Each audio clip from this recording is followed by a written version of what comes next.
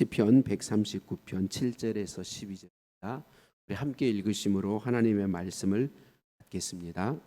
내가 주의 영을 떠나 어디로 가며 주의 앞에서 어디로 피하리이까? 내가 하늘에 올라갈지라도 거기 계시며 서울에 내 자리를 펼지라도 거기 계시니이다. 내가 새벽 날개를 치며 바다 끝에 가서 거주할지라도 거기서도 주의 손이 나를 인도하시며 주의 오른손이 나를 붙드시리이다. 내가 혹시 말하기를 흑암이 반드시 나를 덮고 나를 두른 빛은 밤이 되리라 할지라도 주에게서는 흑암이 숨기지 못하며 밤이 낮과 같이 비추이나니 주에게는 흑암과 빛이 같음이니이다. 아멘. 이 시간에 우리 교회에 새로이 등록하신 분들이 있어서 소개합니다. 김갑태 장로님, 이민선 권사님 자리에서 한번 일어나 주시고요. 예, 잠깐만요. 우리 사랑하는 교회 통영교회에 출석하시다가 하나님의 인도하심이 있어서 우리 강영식 권사님의 인도함을 받아서 우리 몇 주 전부터 오셨었고 등록하시게 되었습니다. 하나님의 은혜로 우리 교회에서 예수님 잘 믿고 하나님을 잘 섬기면서 주신 사명을 감당할 수 있도록 기도해 주시기 바랍니다. 우리 찬양으로 크게 격려하는 시간 갖겠습니다.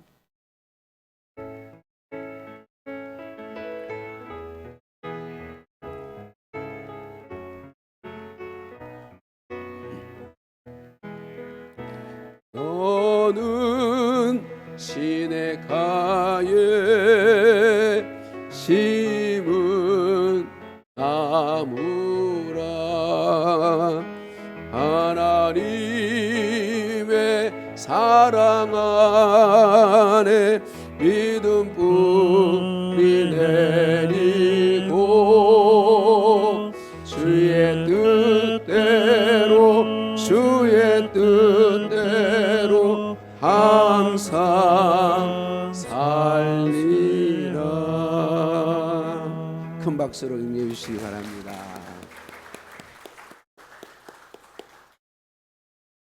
하나님의 뜻이 있어서 인도에 오셨는데 우리 교회에서 신앙생활함이 우리 장로님 권사님에게도 큰 복이 되고 우리 모두에게도 우리 통영시에도 큰 복이 되게 하시기를 간절히 소원합니다.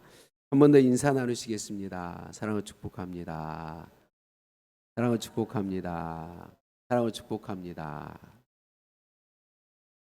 의뢰교회 원로 목사님이신 김진홍 목사님이 80세 되던 5월에 쓰신 글이 있어서 이 시간 읽어드리려고 합니다. 그리운 어머니라는 제목의 글이에요. 오늘따라 유난히 어머니가 보고 싶습니다. 그립습니다. 곁에 계시면 어머니 품에 기대어 잠들고 싶습니다. 그러나 어머니는 8년 전 하늘나라로 가셨습니다.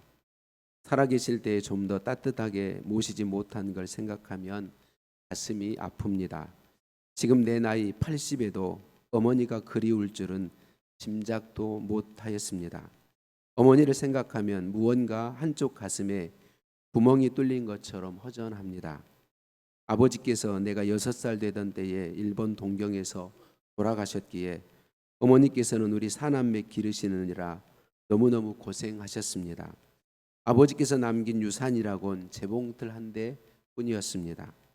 그 재봉틀로 삭바느질 하시며 우리 사남매를 기르셨습니다.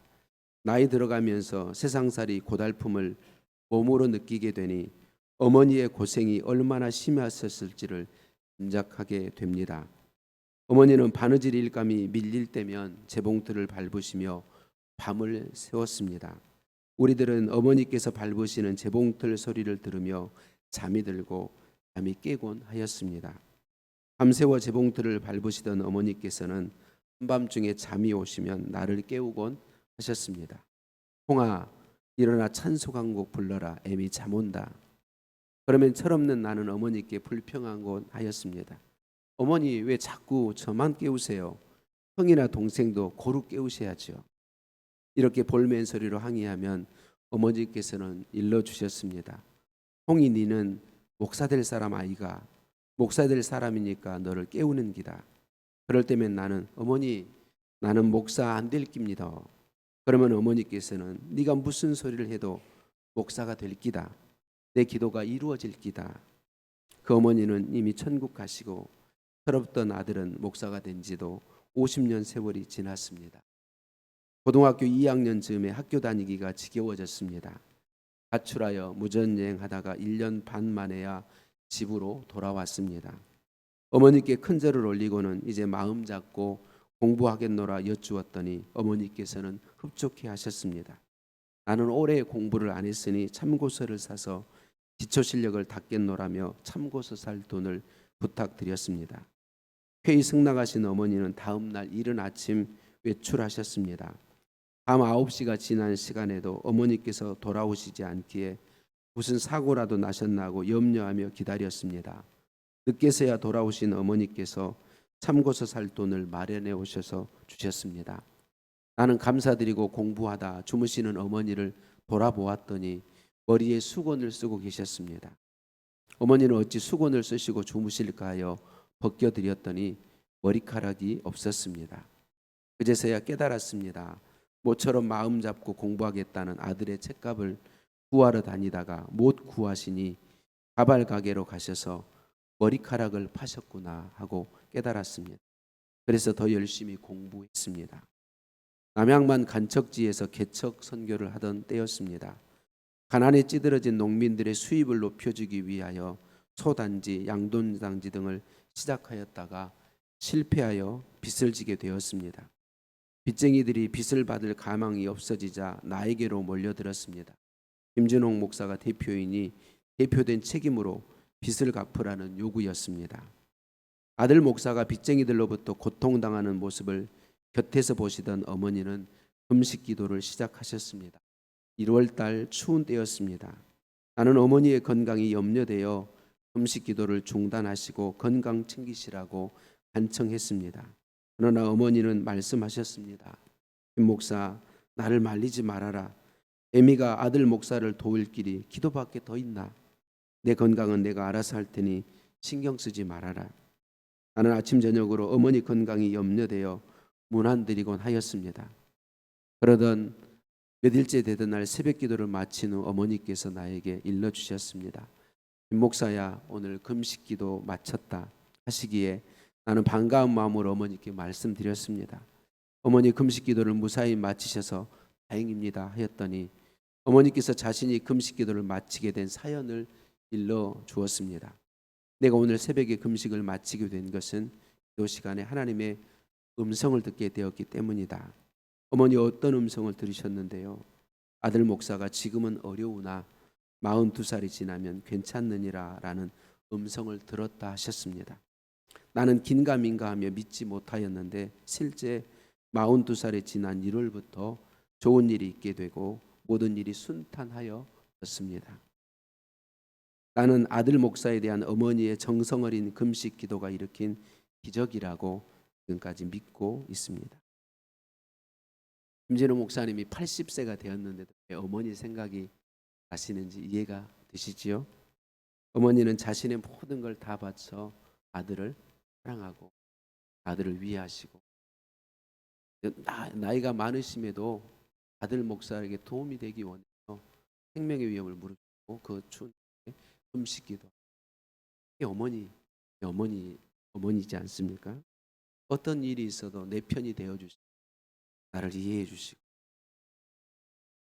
따지지 않고 나를 알아주시고 나를 품어 주시고 나를 생각해 주시는 어머니.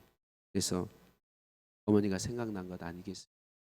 김준홍 목사님의 어머니만 그런 세상의 모든 어머니들이 동일한 분들인 줄로 믿습니다. 제 얘기를 드려서 죄송한 생각을 합니다. 제가 어렸을 때 함께 어머니와 함께 반일을 갔던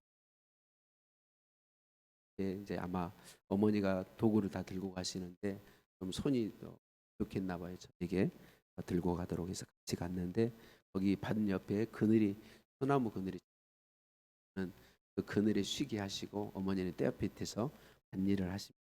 근데 반일 하시면서 어머니 안에 있는 한을 노래도 아니고 그냥 혼자 말도 아니고 쏟아내시는 거 넋두리 말로 쏟아내십니다.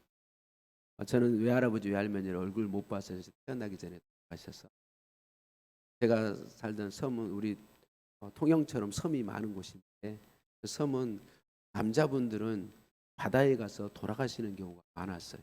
그래서 그 섬 농사일이며 모든 일들을 다 여자분들이 해요. 오랜 시간이 지나와서 또 남자분들이 일을 전혀 신경 안 쓰고 여자분들이 다 해요. 근데 저희 외할아버지는 섬 사람인데도 불구하고 그런 모든 일을 다 하셨대요. 그래서 외할머니는 자녀들 돌보는 일이 있었다고. 그래서 자녀들을 잘 도우셨다고. 그래서 저희 어머니는 20살이 되어 시집 올 때까지 참 편안하고 그런 복된 삶을 살아오셨대요. 그런데 20살에 시집으로 왔는데 저희 할아버지가 보통 분이 아니었던가 봐요. 할아버지도 뭐 여기까지 못 아주 독한 시집살이를 시킨 분. 그리고 죄송한데 저희 아버지가 진짜 집을 안 돌보는 이셨고, 더더군다나 농사일이나 이런 일은 그 동네 자체가 남자들은 일을 안 하는 동네. 어머니 혼자 힘든 농사일들을 다 당해 오시. 시집살이에 힘든 농사일에 얼마나 힘드셨겠어요. 제가 그때 말씀드릴 때 저희 어머니가 시집 온 지 한 20여 년 지났을 때 그러니까 밭에 가셔서 혼자 일하시면서 그 마음에 쌓인 한을 드러내시는 거죠. 한식이 흘러나오는 거죠. 제가 전라도 말로 할 수 있으면 참 좋을 텐데 그러면 잘 못 알아들으시니까 표준 말로 저희 어머니 넋두리를 드려 보겠습니다. 우리 어머니 여기 있으면 얼마나 좋을까.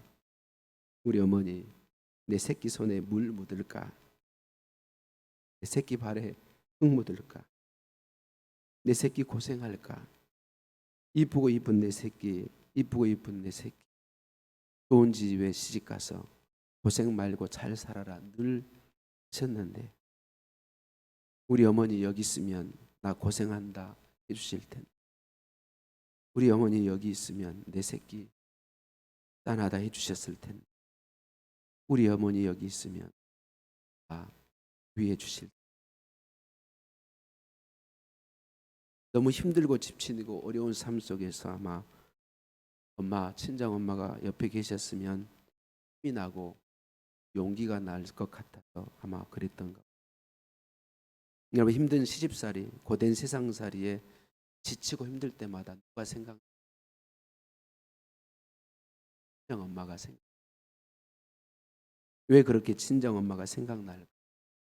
다른 사람은 다 몰라줘도 친정 엄마는 내 마음 알아주시잖아요. 다른 사람은 다 이것저것 따져도 친정 엄마는 나를 이해해 주시고 알아주시고 해주시는 분이시잖아요. 친정 엄마만은 나를 이해해 주실 것이.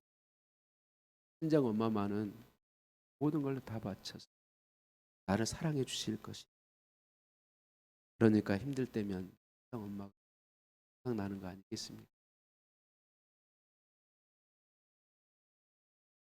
엄마 내 옆에 있어서 이런 생각 나는 거 아니겠어요? 찬송가 578장 가사를 합니다.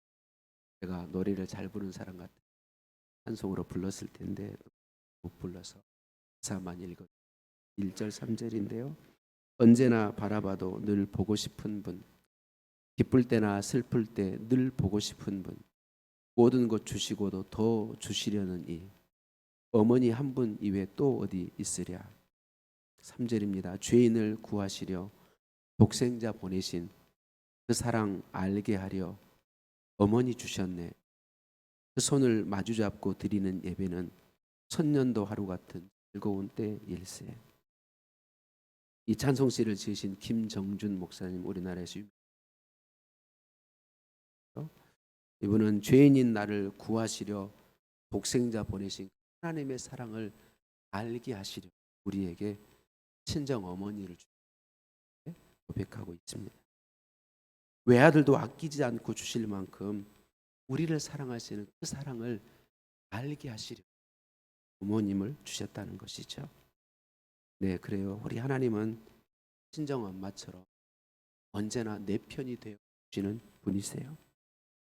하나님은 친정 엄마처럼 언제나 나를 위해 주는, 하나님은 친정 엄마처럼 언제나 나를 이해해 주는 분이에요. 우리 하나님은 친정 엄마, 나를 위해서 자신의 모든 걸 언제나 내어주셨고 내어주기를 원하는 분이. 하나님 저와 여러분 우리 한 사람 한 사람 참 귀한 외아들 내어주셨죠. 언제나 내 편이 되어주시던 친정엄마, 언제나 나를 위해 주시던 친정엄마, 언제나 나를 이해해 주시는 친정엄마, 언제나 나를 위해 자신의 모든 걸 내어주시면 나를 사랑해 주시는 그 엄마가 힘 있는 모습으로 항상 내 옆에 계신다. 그런데 그렇지 못. 부모가 자녀를 아무리 사랑해도 나이 들어가면 볼 수 없죠. 자녀를 도와주고 싶은 힘이 없으니 못 도와주고, 또 힘 없는 모습이라도 옆에 있으면 좋을 텐데 그럴 수도 없지 않습니까? 땅에서 삶은 유 떠나가야 되잖아요. 너무 힘들고 어려울 때 친정 엄마가 내 옆에 있어주면 참 좋겠는데 그럴 수 없잖아요. 안타깝게도 부모님이 아무리 자녀를 사랑해 항상 같이 있어요. 제가 길게 이 이야기, 친정엄마 이야기를 하는 거 어디 있습니까? 아무리 사랑해도 함께 옆에 있을 수 없는데, 그런데 나와 항상 함께 해주신, 항상 힘이 되고 나를 위로하고 내 편이 되어주고 내게 능력이 되고 모든 걸 나를 위해 줄 수 있는 분이 계신다고. 그분이 바로 하나님이세요. 하나님은 스스로 계신 분 여호와이시지요. 여호와는 영원하신 분이세요. 그래서 항상 우리와 같이 있어줄 수 있으세요. 여호와는 영원히 변하지 않는 분이세요. 그분의 사랑은 바뀌는 법이 없습니다. 여러분 진짜 자녀를 사랑하는 부모는요, 자녀의 모습에 따라 사랑이 변하지 않잖아요. 자녀가 잘하든 잘못하든 자녀를 사랑하는 게 부모의 사랑이에요. 우리 하나님의 사랑은요 변함이 없고, 외아들을 가장 귀한 걸 주시는 그 사랑이 변함이 없다. 여러분 하나님이 언제나 나와 함께 계시고 나를 이해해 주시고 나를 받아주시고 나와 함께 해서 도와주시겠다고 가르쳐 주신 일이 여호와. 이 땅에서 우리의 삶에는요 어려움과 문제들이 부딪혀 옵니다. 우리 힘만으로는 이겨내기 어려운 일들이 늘 우리에게 부딪혀와요. 우리의 힘으로는 감당할 수 없는 일, 우리의 힘으로 감당할 수 없는 그런 일이, 어려운 일이 부딪혀와서 고통하고 힘들어할 때, 그때 친정엄마 부모님처럼 힘이 되어주시고 위로가 되어주시고 내 편이 되어주시고 나를 품어주시기 위해 하나님이 하나님의 이름 주셨습니다. 그 이름이 무엇인가요? 지난주에도 여호와 삼마, 여호와 삼마, 거기 계시는 하나님, 그곳에 계시는, 우리가 어려운 일에 만나서 힘들어할 때, 고통스러워할 때, 위로가 필요하고 내 친정엄마가 필요해서 친정엄마를 찾을 때 거기 그 자리에 계시는 분 여호와 삼마, 거기 그곳에 나와 함께 계시는 분 여호와 삼마, 삼마 여호와인 것입니다. 한번만 따라해 주실래요? 거기 계시는 하나님, 거기 계시는 하나님, 여기 계시는 하나님, 나와 함께 여기 계시는 하나님, 삼마. 오늘 본문 말씀 8절 말씀을 같이 읽어보겠습니다. 같이 읽습니다. 시작. 내가 하늘에 올라갈지라도 거기 계시며 수월에 내 자리를 펼지라도 거기 계시니이다. 아멘. 여기서 하늘은 우리 사람이 올라갈 수 있는 가장 높은 곳을 가리킵니다. 사람이 갈 수 있는 가장 높은 곳, 그리고 여기 스올은 사람이 갈 수 있는 가장 낮은 곳을 이야기합니다. 이 스올이란 말은 지옥, 음부 이렇게 표현되기도 하는데 때때로 하나님의 사랑마저도 미칠 수 없는 곳, 그러니까 그런 곳은 없는데 그런 곳이다, 이런 표현을 가지고 있습니다. 그러니까 가장 높은 곳, 가장 낮은 곳, 가장 먼 곳, 가장 깊은 바다 끝, 이런 것을 표현하고 있습니다. 또 오늘 본문에서 흑암이 가득하여서 아무것도 보이지 않는 그곳, 그런데 거기에도 누가 계신다고요? 하나님이 계신다고요. 그곳에도 하나님이 계신다는 거예요. 하나님은 여호와 삼마 여호와는 어느 곳에나 계신다는 거예요. 그래요, 여러분. 사람은 아무리 자녀를 사랑해도 함께 있지 못할 때가 있습니다. 함께 있어주지 못할 때가 있어요. 사람은 누구나 힘들고 어려운 때를 만나게 되고 친정 엄마처럼 부모님처럼 나를 이해해 주는 분들을 필요로 해요. 내 모습 그대로 나를 받아주는 분들을 필요로 해요. 우리 사람은 다 그래요. 내 마음 다 내어 보이고 하소연해도 아무 문제 생기지 않는 그런 분을 우리는 필요로 해요. 그런 친정 엄마를 우리는 찾게 돼 있어요. 그런데 그런 분이 없는 게 문제인 거죠. 아무리 자식을 사랑해도 부모가 그렇게 해줄 수 없단 말이죠. 이사야서 49장 15절입니다. 여인이 어찌 그 젖먹는 자식을 잊겠으며 자기 태어서 난 아들을 긍휼히 여기지 않겠느냐. 그들은 혹시 잊을지라도 나는 너를 잊지 않으시라. 여러분, 아이가 있는 젖먹이는 엄마는요, 모든 신경을 누구에게 둡니까? 젖먹이는 아이에게 둡니다. 젖먹이는 엄마의 마음은 아이에게서 단 한순간도 떠나지 않습니다.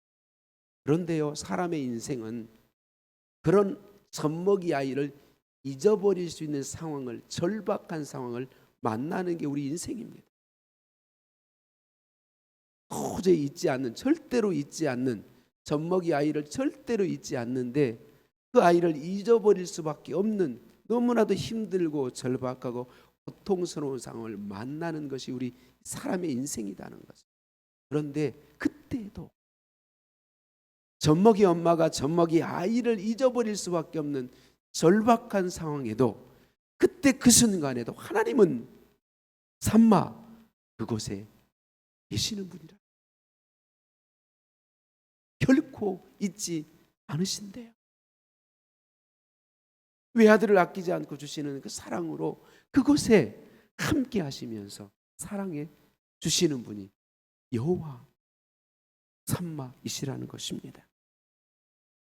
여러분, 우리 하나님 여호와는 스스로 계신 분이세요. 영원하신 분이세요.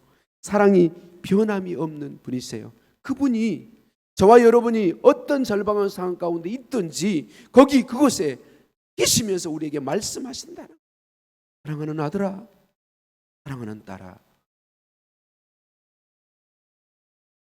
나는 삼마다. 그곳에 여기 내가 함께하라고 말씀하신다는 것입니다. 우리 하나님은 어디에나 계신, 언제나 우리와 함께 하시는 분이시다. 그래서 여러분, 우리가 그 하나님을 찾고 친정 엄마를 찾아야 필요할 때 그 하나님을 찾고 그 하나님을 부르고 그 하나님을 의지할 때 우리 하나님은 우리를 품어주시고 안아주시고 이해해 주시고 도와주시고 이길 수 있도록 힘과 능력 주신다. 그러기 위해서 이름을 가르쳐 주셨어요. 여호와 삼마. 거기 있는 하나님, 여기 있는 하나님. 시편 139편, 시편은요 많은 시편들의 표제가 붙어 있어요.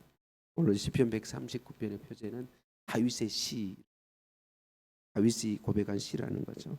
이 시는 성경학자들은 다윗이 나이 아주 많이 먹어서 노년에 이 시를 지었을 거라 그렇게 이야기합니다. 그리고 다윗처럼 그 인생이 파란만장한 인생을 쉽게 찾기가 어렵습니다. 정말 어려운 굴곡을 많이 받아온 그런 인생이죠. 근데 다윗이 이 시편 139편에서 인생을 다 살아오고 나서 고백하는 거죠. 하나님은 항상 나를 살펴보고 계시고 나를 너무나도 잘 아신다, 이렇게 고백하고 있습니다. 시편 139편 1절 말씀입니다. 여호와여 주께서 나를 살펴보셨으므로 나를 아시나이다. 그리고 다윗은 고백합니다. 하나님이 항상 나와 함께 계셨다. 하나님이 나를 어머니 태중에 창조해 주시고, 하나님이 언제나 나와 함께하며 나를 보호하시고, 하나님이 언제나 나와 함께 나를 인도해 오셨다라고 고백합니다. 하나님은 어떻게 다윗과 항상 같이 해 주실 수 있으셨을까요? 바로 하나님은 여호와 삼마이시기 때문에 그렇습니다. 어디에나 계시는 하나님, 그곳에 계시는 하나님이시다. 본문 7절 말씀이 이렇게 말합니다. 내가 주의 영을 떠나 어디로 가며 주의 앞에서 어디로 피하리이까? 피하여 도망가겠다는 표현이 아닙니다. 내가 하나님을 피하여 숨어보려 해도 절대 피할 수 없다. 왜? 하나님이 어느 곳에나 계시기 때문에. 하나님이 어느 곳에나 계시기 때문에. 하나님은 어느 곳에나 다윗 자신과 항상 함께 하셔서 자신을 보호하시고 위로하시고 힘주시고 인도해 오셨다는 고백인 것입니다. 실제로 여호와 삼마 하나님은 다윗이 사울 왕에게 쫓겨다닐 때, 여러분 매일매일의 삶이 죽음입니다. 사선이라 그러죠. 사선을 걷는다 그러죠. 매일매일이 죽음과 함께하는 삶이에요. 10여 년 넘는 세월. 여호와 삼마 하나님께서 항상 다윗과 함께 하셨습니다. 다윗을 따르던 사람들이 자기의 가족들을 잃어버렸다고 돌 들어서 다윗을 쳐 죽이려고 할 때, 그때 그 절박하고 위급한 그 순간에 하나님이 함께 여호와께서 삼마하셨습니다. 여호와 삼마 하나님은 다윗이 아들 압살롬에게 쫓겨서 왕궁을 버리고 급하게 걸음아 나 살려라 요단강을 건너 도망할 때 비참한 그 상황, 그곳에 하나님은 삼마하셨습니다. 다윗이 있는 그곳에 함께 계셔 주셨다는 것이죠. 여호와 삼마 하나님은 우리가 힘들고 지쳐서 부모님을 그리워하던 그때 그 자리, 그곳에 함께 계시는 분이십니다. 여호와 삼마 하나님은 슬픔과 눈물이 있는 거기에 우리와 함께 계십니다. 여호와 삼마 하나님은 절망과 한숨이 있는 거기에 우리와 함께 계십니다. 여호와 삼마 하나님은 가난과 질병이 있는 거기에 우리와 함께하고 계십니다. 여호와 삼마 하나님은 고난과 아픔이 있는 그곳에 우리와 함께 계십니다.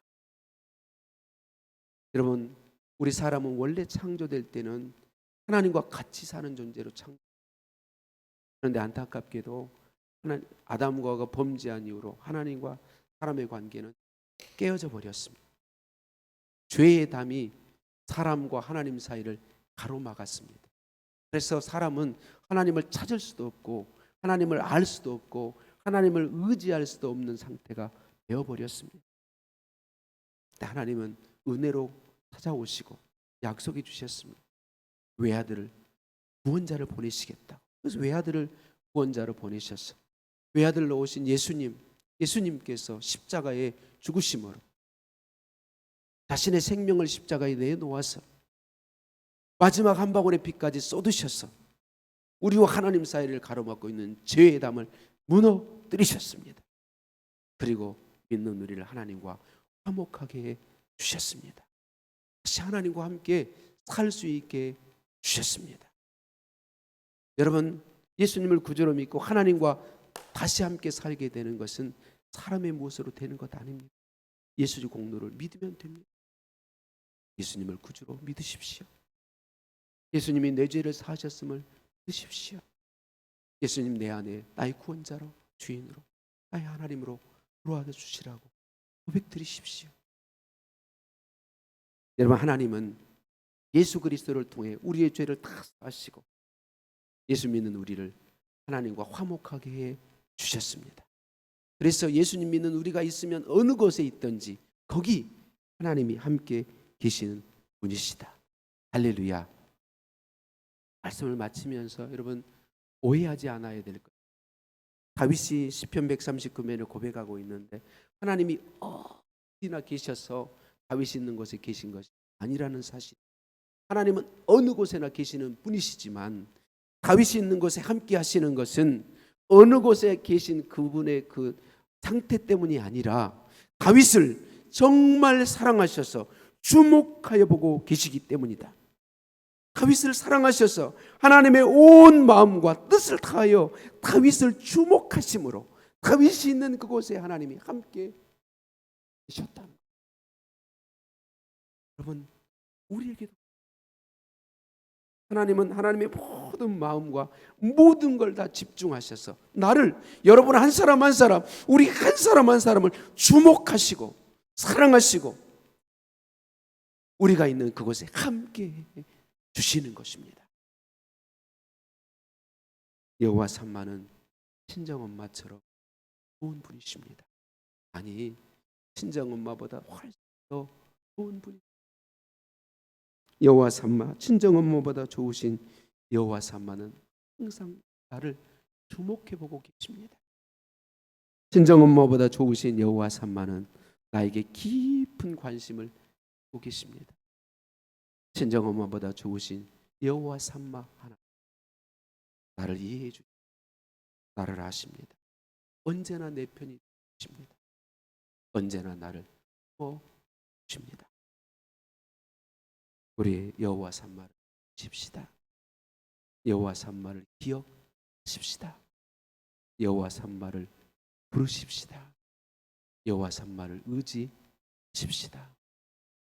우리가 있는 그곳에 하나님이 계십니다. 내가 있는 여기에 계십니다. 일어나셔서 여호와 삼마 찬양하시는 기도하는 시간 있습니다.